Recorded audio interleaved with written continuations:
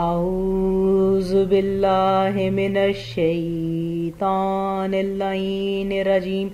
بسم الله الرحمن الرحيم لا حول ولا قوة إلا بالله العلي العظيم حسبنا الله ونعم الوكيل نعم المولى ونعم النصير الحمد لله رب العالمين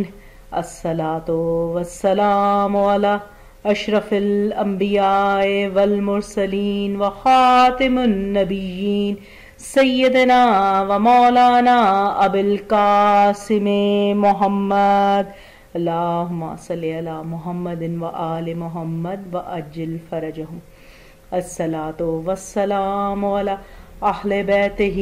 الطيبين الطاهرين المعصومين المظلومين إنما يريد الله ليذهب عنهم الرجس أهل بيته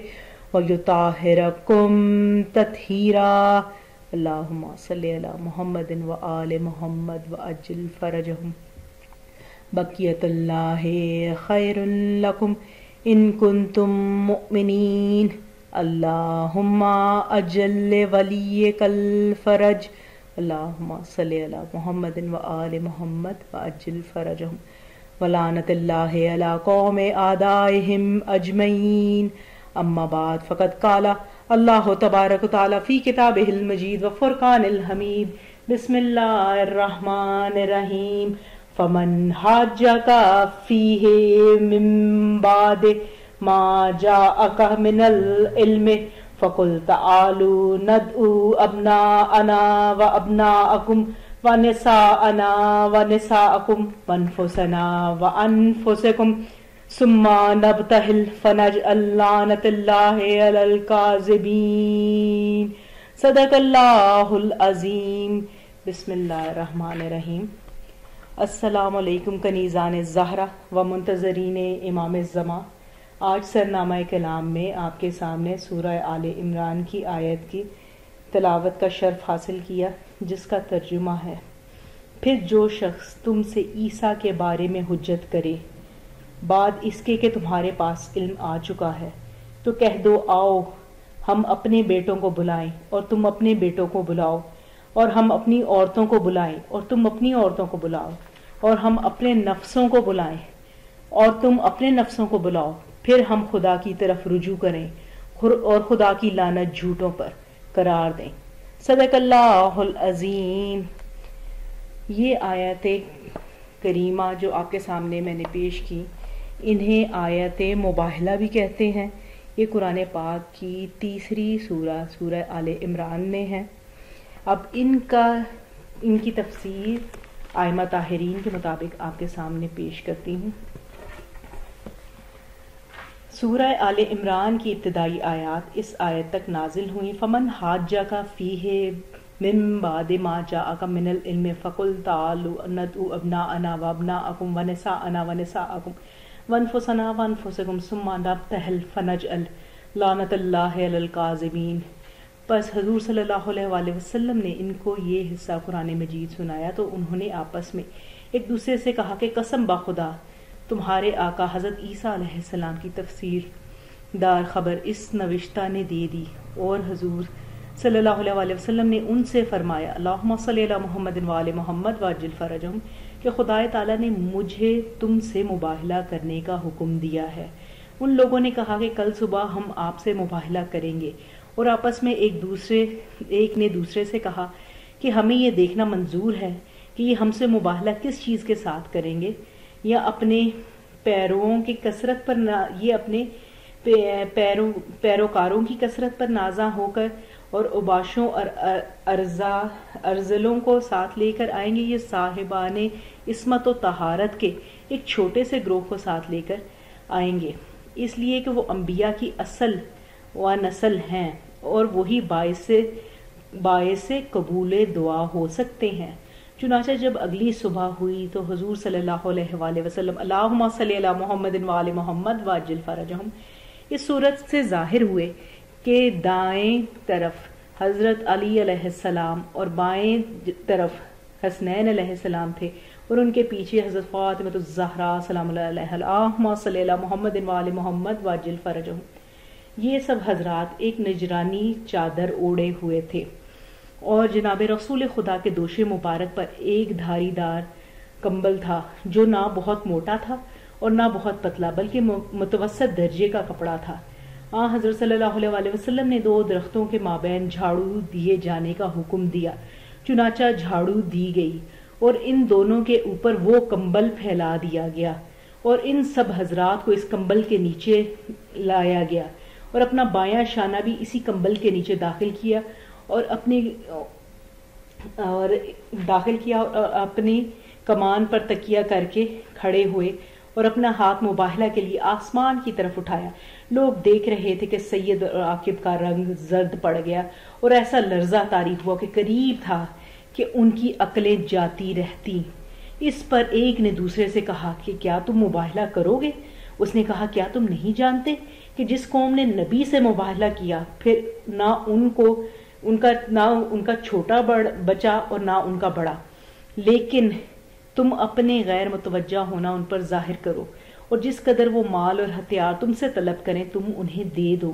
اس لیے کہ یہ شخص لڑائی کا آدمی ہے، اور ان سے یہ کہہ دو کہ آپ انہی چند عزیزوں کے ساتھ سے ہم سے مباہلہ کرتے ہیں۔ یہ تدابیر اس لیے ہے کہ یہ نہ سمجھ جائیں کہ ہم ان کے اور ان کے اہل بیت کی فضیلت پہلے سے معلوم ہو چکی ہے۔ جب حضرت صلی اللہ علیہ وسلم اللہم صلی علی محمد وآل محمد وعجل فرجہم سے مباہلہ کے لیے آسمان کی طرف اپنا ہاتھ اٹھایا تو ان پادریوں میں سے ایک نے دوسرے سے کہا کہ اس شخص سے معاملہ جلد طے کر لو، یہ کون سی دور اندیشی ہے کہ سکوت میں پڑے ہوئے ہو۔ اگر اس شخص نے آسمان کی طرف اپنا ہاتھ اٹھایا تو ان پادریوں نے ایک دوسرے سے کہا کہ جلدی سے، تو اگر اس شخص نے آسمان کی طرف ہاتھ اٹھایا تو لعنت کا ایک لفظ اپنی زبان پر جاری کیا تو ہم اپنے اہل و عیال سمیت تک کبھی لوٹ کر ہرگز نہ جا سکیں گے۔ اب تو دونوں بولے کہ اے ابو القاسم، کیا آپ ان چند عزیزوں کے ذریعے ہم سے مباہلہ کرتے ہیں؟ فرمایا ہاں، روئے زمین پر میرے بعد یہ خدا کے نزدیک ان سے زیادہ کوئی دوسرا میرے قریبی نہیں ہے، اور نہ توسل کے لیے اس کے حضور میں ان سے زیادہ کوئی معزز ہے۔ اب تو ان دونوں پر لرزہ طاری ہوا اور دونوں عرض کرنے لگے اے ابو القاسم، ہم آپ کو 1000 تلواریں دیتے ہیں اور 1000 زرہیں اور 1000 ڈھالیں اور 1000 اشرفی سالانہ، اس شرط پر کہ یہ ہمارے ہتھیار آپ کے پاس آرائتن رہیں گے جب تک ہم اپنی قوم کے پاس جائیں اور آئیں، جو کچھ ہم نے دیکھا اور سنا ہے ان سے بیان کریں۔ تو یہ معاملہ سب کی رائے سے طے ہوا کہ یا تو سب اسلام لائیں گے یا جزیہ دیں گے یا سال بسال کے لیے کوئی رقم طے ہو جائے گی۔ حضرت صلی اللہ علیہ وسلم اللہم صلی علی محمد وآل محمد وعجل فرجہم نے فرمایا کہ مجھے تمہاری یہ شرط منظور ہے، لیکن اس کی قسم جس نے مجھے عزت و کرامت کے ساتھ مبعوث فرمایا ہے، اگر تم ان کی میت میں جو کسا کے نیچے ہیں میرے ساتھ مباہلہ کرتے تو خدا تعالیٰ تمام میدان کو آگ سے بھر دیتا اور ایک پلک جھپکتے میں جھلستے ہوئے تم سب کا خاتمہ ہو جاتا۔ اس وقت جبرائیل امین نازل ہوئے، عرض کی یا رسول اللہ، خدا تعالیٰ آپ پر سلام بھیجتا ہے، اللہم صلی علی محمد وآل محمد وعجل فرجہم، اور یہ فرماتا ہے کہ جو کسا کے نیچے ہیں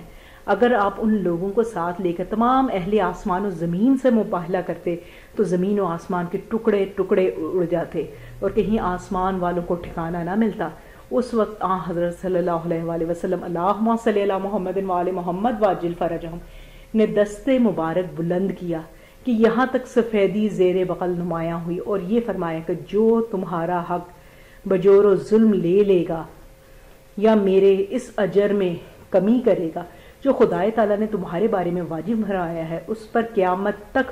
خدا تعالیٰ کی لعنت ہوگی۔ المختصر، اسلام کی نصرانیت کے مقابلے میں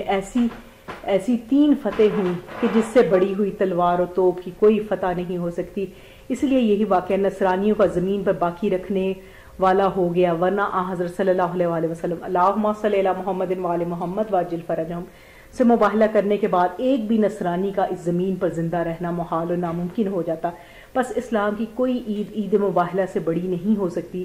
جس میں اس طرح اسلام کی فضیلت غیر فرقہ کے علماء نے تسلیم کی، یہ بات بھی یاد رکھنے کے قابل ہے کہ پنجتن پاک کی فضیلت اور ان 5 بزرگواروں کی خاص بزرگی عام طور سے اسی دن سے ایسی شائع و فایا کبھی نہ ہوئی تھی کہ مخالفین میں سے کوئی مفسر یا محدث یا مورخ اس میں اختلاف کی جرت کر سکتا کہ مباہلہ کے وقت جناب رسول خدا صلی اللہ علیہ وآلہ وسلم اللہم صلی علی محمد وآل محمد وعجل فرجہم انہی 4 بزرگوں کو لے کر مباہلے میں اپنے ساتھ آئے تھے کہ لفظ نساءنا سے جناب سیدہ ہی مراد تھی، حالانکہ نساء کے معنی ازدواج کے بھی ہیں،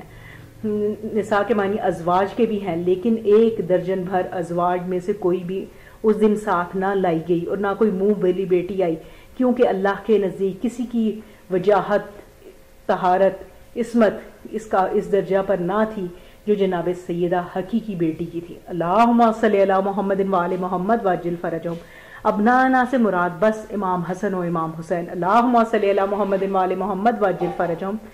ہی تھے، اور کسی کو ابن رسول ہونے کی نہ لیاقت، نہ قابلیت، نہ جرت، اور یہ محض مولا علی علیہ السلام اللہم صلی علی محمد وآل محمد وعجل فرجہم ہی کی شان تھی کہ آپ کو خود خدائے تعالیٰ نے نفس رسول قرار دیا۔ حضرت صلی اللہ علیہ وآلہ وسلم اللہم صلی علی محمد وآل محمد وعجل فرجہم کی آنکھ بند ہو جانے کے بعد غصب خلافت کر کے